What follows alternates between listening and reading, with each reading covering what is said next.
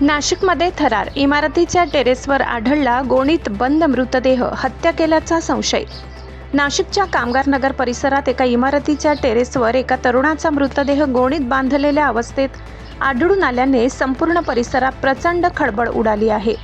प्राथमिक अंदाजानुसार तरुणाची निर्घृण हत्या करून पुरावा नष्ट करण्याच्या उद्देशाने मृतदेह पोत्यात भरून टेरेसवर लपविण्यात आला होता। नाशिकच्या महात्मा नगर जवळील कामगार नगर भागातून एक थरारक घटना समोर आली आहे। येथील एका इमारतीच्या टेरेसवर रात्रीच्या सुमारास एका अज्ञात तरुणाचा मृतदेह सापडल्याने परिसरात भीतीचे वातावरण पसरले आहे। मिळालेल्या प्राथमिक माहितीनुसार कामगार नगर परिसरातील एका इमारतीच्या परिसरात गेल्या काही वेळेपासून प्रचंड दुर्गंधी येत होती। नागरिकांना संशय आल्याने त्यांनी रात्री उशिरा टेरेसवर जाऊन शोध घेतला।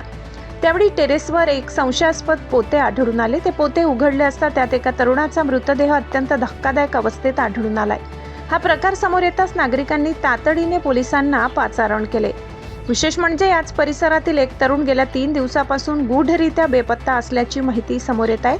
त्यामुळे हा मृतदेह त्याच बेपत्ता तरुणाचा आहे की आणखी कोणाचा, याबाबत पोलीस कसून तपास करत आहेत। मृतदेहाची ओळख पटविण्याचे काम सध्या सुरू आहे। घटनेची माहिती मिळताच पोलीस दल घटनास्थळी दाखल झाले असून त्यांनी मृतदेह ताब्यात घेऊन उत्तरीय तपासणीसाठी पाठवलाय।